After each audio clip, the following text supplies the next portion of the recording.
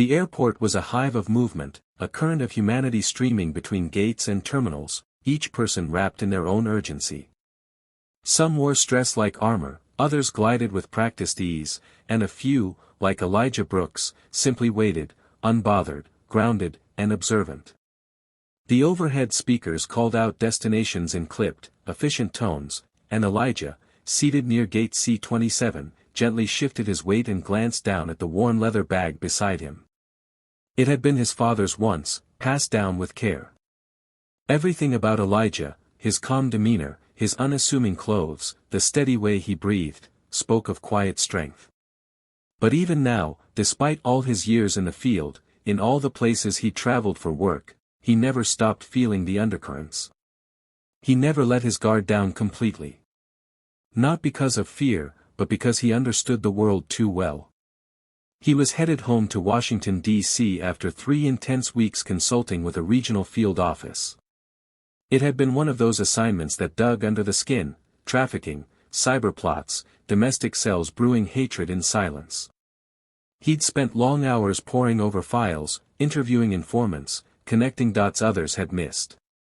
Elijah had a gift, not just for seeing patterns, but for understanding people. That gift had taken him from a small neighborhood in Atlanta all the way to Quantico, and now into the deepest corners of America's hidden truths.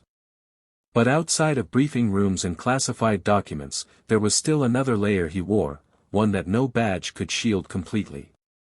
As boarding was called, Elijah stood slowly and slung the bag over his shoulder. He moved with a certain deliberateness, not drawing attention, but not shrinking either.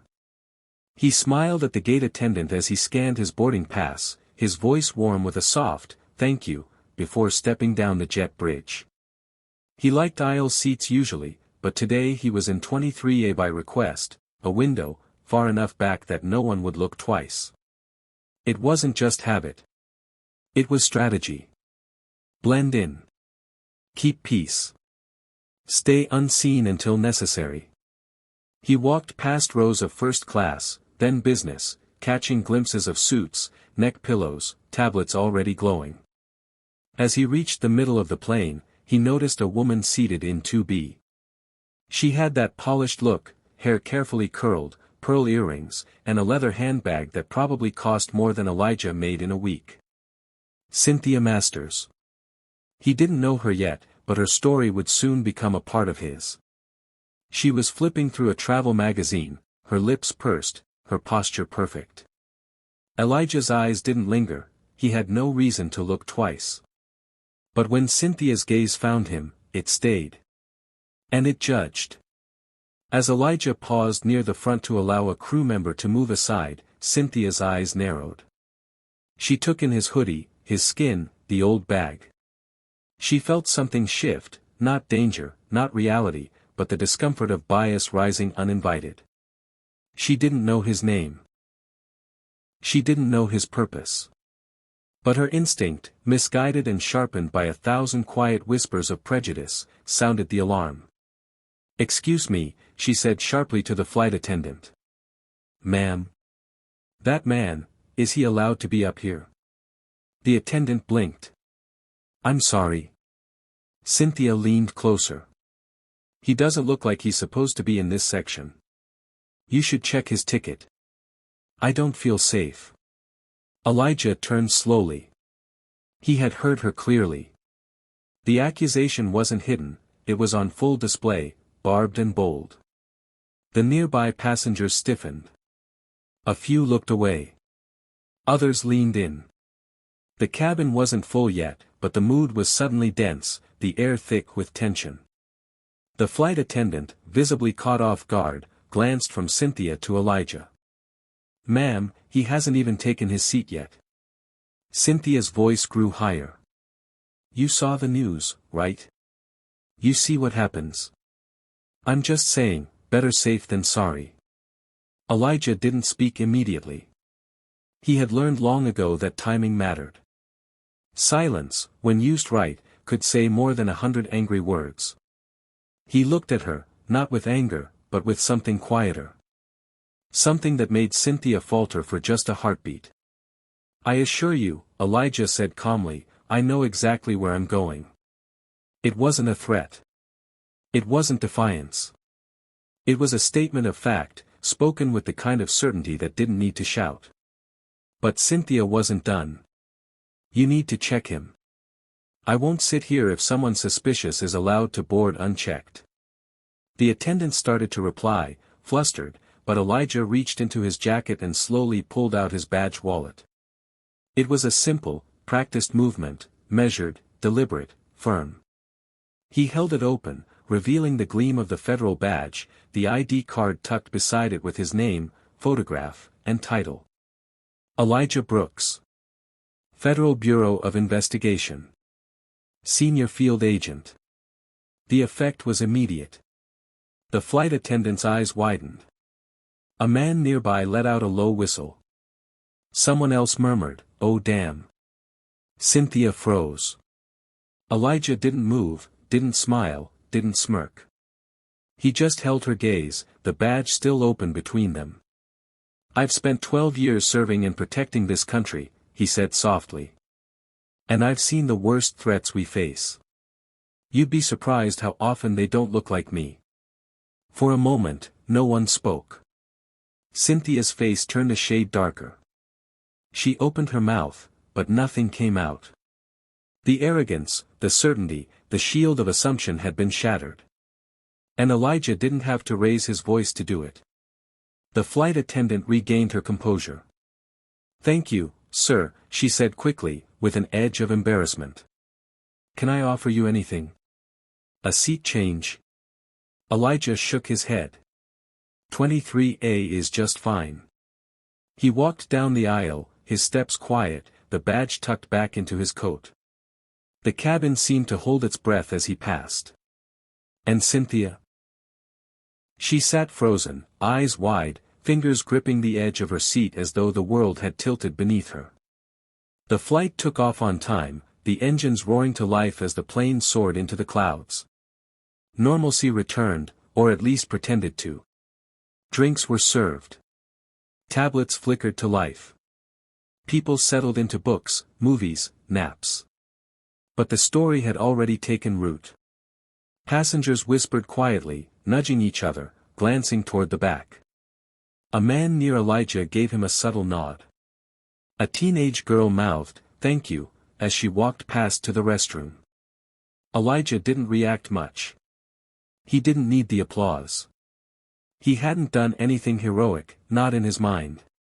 He'd done what he always did, stood his ground with integrity. And yet, something deeper stirred in the hearts of the people who saw it. Not because he'd put someone in their place, but because he hadn't. He'd chosen restraint. Dignity. Grace. Up in first class, Cynthia Masters sat rigid. Her hands trembled slightly, though she kept them hidden beneath her blanket. The reality of what she'd done began to settle like dust after a storm. She wasn't an overtly cruel person, at least not in her own mind. She gave to charity. She hired a diverse staff at her design firm. She had black acquaintances she smiled at politely. But today, in a flash of thoughtless fear, she tried to publicly humiliate a man who had dedicated his life to service. And now, she couldn't pretend otherwise. The worst part wasn't the embarrassment. It wasn't even the viral potential of the moment. It was the look in his eyes. That quiet disappointment. That knowing calm. It wasn't rage. It was the silent, weary understanding of a man who had lived through moments like this too many times. By the time the plane landed, the atmosphere had shifted. People moved more gently. There was an unspoken respect in the way they glanced at Elijah, as if they were trying to make up for something that wasn't entirely theirs to own, but they felt it anyway. As passengers stood and collected their bags, Elijah moved slowly toward the front. When he reached row 2, Cynthia stood too. Their eyes met again. And to the surprise of even herself, she stepped into the aisle. I was wrong," she said quietly. Her voice was thin, but honest. "I judged you. I'm sorry." Elijah studied her face. For a moment, he said nothing. Then he nodded once, a small but meaningful gesture. We all have learning to do, he replied. It's what we do next that matters. Then he walked away. What Cynthia did next, what grew from that moment, was a story all its own. But for now, the plane had landed. The passengers spilled out into the terminal, into the noise and rush and anonymity of the airport. But something had shifted, within the cabin, within a woman whose fear had been met with grace, and within a man who had once again chosen dignity over anger. And somewhere deep inside, even those who had only watched silently felt a little changed, too. The days that followed were strangely quiet, yet something in the rhythm of Elijah Brooks's life felt altered. Not because of the confrontation at 30,000 feet, but because of what came after. He had returned to Washington, D.C., dropped his bag in the corner of his apartment, and resumed his work at the bureau as if nothing had happened. Briefings, reports, intel assessments, they all marched forward, relentless and impersonal. But a small envelope had arrived at the field office 2 days later, hand-delivered, without fanfare. It was addressed in clean cursive, with no return address. Inside was a single folded letter and a white business card. Elijah opened it slowly, and as his eyes moved across the words, he found himself stilling. Mr. Brooks. You don't know me, but I know what I did. I've been replaying that moment on the plane. The assumptions I made, the fear I let speak for me, the way I looked at you like a threat when all you were doing was existing. I didn't see you. I saw a story that wasn't even yours. That wasn't fair. You didn't have to show me grace. But you did. You could have humiliated me. You didn't. I've spent the past 2 days thinking about the woman I thought I was, and the one I might become if I let this moment teach me something. Thank you for being better than I deserved. Cynthia Masters. Below the letter was her card. CM Interiors, Principal Designer. Elijah turned it over once, then set it down. He didn't smile, but something softened in his chest. He had no intention of calling. That wasn't the point. But the letter, written in humility and not self-preservation, was rare. Real. And that mattered. A week later, Elijah was assigned to a new case. It wasn't glamorous, public corruption in a small city council, but it had layers, connections to campaign donors and backroom deals, the kind of dirty politics that rarely made headlines but affected real people in quiet, harmful ways. He liked this kind of work. Pulling back curtains. Restoring order. One truth at a time. He was scheduled to meet with a key witness at a nonprofit downtown that Thursday morning. As he approached the building, an old brick community center repurposed into a youth hub, he noticed a mural being painted along the east wall. It was a work in progress, but vibrant. Hands of all colors intertwined. A dove. A pair of eyes, watching with strength, not suspicion. Something about it stirred him. Inside, a receptionist guided him to a small office in the back. The woman waiting there was in her early 30s, sharp-eyed, confident, and visibly tired. Her name was Maya Richardson, director of a local nonprofit that provided legal aid and mentorship to underprivileged youth. She was also the one who had called in a tip about bribery involving city funds. Elijah listened as she explained how contractors had redirected community grants, how elected officials had covered their tracks, how she tried, quietly, for months to expose the corruption. They didn't think I'd notice, she said. And when I did, they figured I'd be too scared to speak. Elijah nodded. But you did. She shrugged. Someone has to. There was something familiar in her tone, conviction edged with exhaustion. He respected it. They talked for nearly an hour, going over dates, signatures, false invoices. As they wrapped up, Maya leaned back in her chair. I know who you are, she said suddenly. The plain story. It's all over TikTok. Someone in row 6 recorded part of it. Elijah groaned softly. I should have guessed. Don't worry. They blurred your face. But your badge, your calm, that hit people. I watched it 3 times. I didn't do anything heroic, he said. Maya's eyes sharpened. You think that wasn't heroic? You think choosing grace over rage doesn't take strength? He met her gaze. I think there's a difference between doing the right thing and being praised for surviving injustice. She smiled then, sad, knowing. Fair. As Elijah stood to leave, Maya added quietly, that moment mattered. More than you know. He stepped outside into the bright sun. The mural on the wall had new details now, a skyline forming above the hands. A girl with a backpack looking up at the stars. Elijah paused. There were always things worth fighting for. Sometimes they were obvious. Sometimes they hid in letters, in witness statements, in murals painted in silence. That evening, as he walked home, his phone buzzed with a message from a blocked number. It was a single line. Would you meet me for coffee? I owe you a conversation. CM. Elijah stared at it for a long time before replying. The cafe was in Georgetown, a quiet spot tucked between a bookstore and a florist. He arrived 5 minutes early, out of habit, and chose a corner seat where he could watch the door. Cynthia walked in at exactly noon, dressed simply, without the polished perfection she'd worn on the plane. She looked different. Softer. Real. Agent Brooks, she said with a small smile. Elijah's fine. She sat down carefully, her hands wrapped around a warm cup she'd already bought. I wasn't sure you'd come, she admitted. I wasn't either.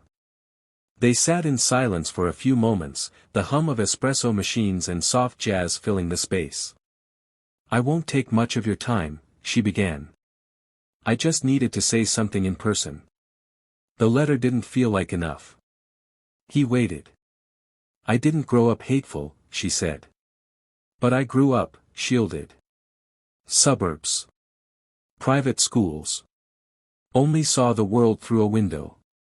And every time something went wrong, someone who looked like you was the face they used to explain it. She looked up, eyes clear. But that's not an excuse. Just context. I've spent years saying I wasn't racist. But that day, I proved I still had it in me. And I hated that version of myself. You showed me something I didn't expect. What's that? That the problem isn't just hatred. It's the quiet fear. The assumptions. And that healing starts with admitting it. Elijah nodded. Truth matters. Even the uncomfortable kind. I started a scholarship, she said, surprising him. For young black students entering law enforcement or civil service. It's small. But it's a beginning. He looked at her, genuinely moved. Not because she was atoning, but because she was doing something real. That's a good start, he said. Would you help me build it? She asked. That caught him off guard. Why me? Because you saw me at my worst, and didn't write me off. And because I want to make sure it's not just a check and a smile. I want it to matter. He didn't answer right away. But he didn't say no. They parted with a quiet understanding. It wasn't forgiveness. It wasn't redemption. It was a step forward. And sometimes, that's where all the healing begins. 3 months passed.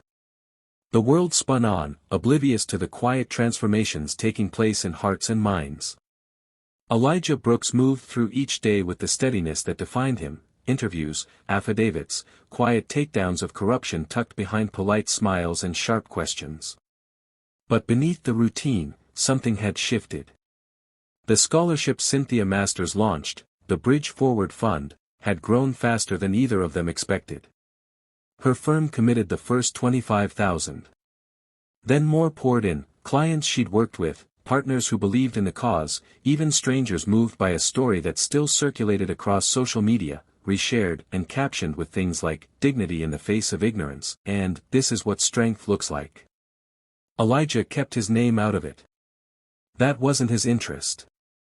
But behind the scenes, he helped shape the criteria, prioritizing applicants who wanted to serve, protect, and reform from within.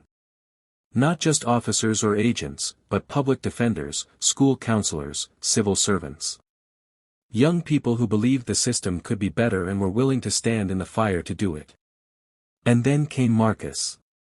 He was 17. Skinny. Brimming with energy that couldn't sit still. He'd applied to the scholarship with a video instead of an essay. No script. Just a street corner, a selfie camera, and words that came from somewhere deeper than fear. I grew up in the kind of neighborhood people only talk about when something goes wrong. We don't get second chances here. Sometimes we don't even get first ones. But I've seen what happens when someone believes in you before the world has a reason to. I want to be that guy. The one who sees people. The one who shows up when no one else does. I want to become a cop, not because I think the system is perfect. But because I think it could be. If more of us were inside it. Changing it. Loving it. Protecting our own. Elijah watched the video twice. The kid reminded him of someone he used to be, back before the badge and the bulletproof vest, back when his only armor was his mother's prayers and a stubborn belief that the world could be different. They awarded Marcus the full scholarship. The ceremony was small, held in the community center where Maya worked. She hosted it, stood on stage with a microphone that crackled and a smile that didn't falter. Cynthia was there too, dressed in soft colors and nervous energy. Elijah stayed in the back until they called him forward. He didn't like speeches. Never had. But the crowd was small. Safe. Full of faces that didn't need to be impressed, just heard. He stepped up, cleared his throat, and looked at Marcus. "You reminded me why I started this job," he said. "And why I've stayed. Not because it's easy. Not because I always win. But because every now and then, someone like you shows up and reminds us that it's not over. That change still lives in people. That belief still matters." He paused. "I've seen what happens when people judge each other by fear. But I've also seen what happens when we show up anyway, when we choose dignity, not retaliation. Grace, not silence. That's what this scholarship is about. Not fixing the past. But building a future that looks different." Marcus nodded, eyes damp, jaw tight. His mother stood beside him, whispering prayers and pride under her breath. After the event, Elijah stepped outside for air. The sky was orange with late spring light. Kids played basketball in the lot nearby. Somewhere across the street, music spilled from a passing car, rhythmic, hopeful. "You never liked attention, did you?" Cynthia's voice came softly beside him. "I get enough of it with the badge," Elijah said without looking over. She smiled. "You're the real deal." He didn't respond. "I used to think changing the world meant big moves. Protests. Policies.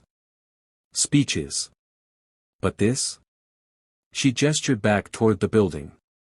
"A scholarship. A 17-year-old kid. A conversation.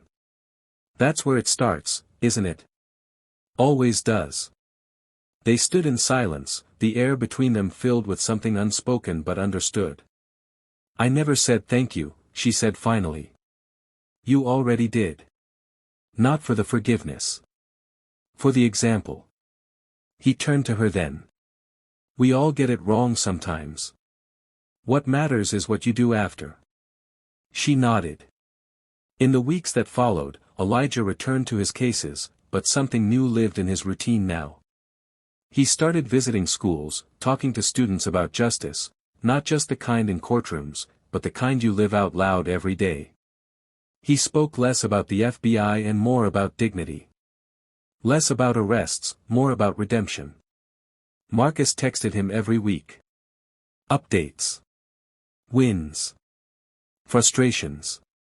Questions about how to navigate a world that wasn't always built for him.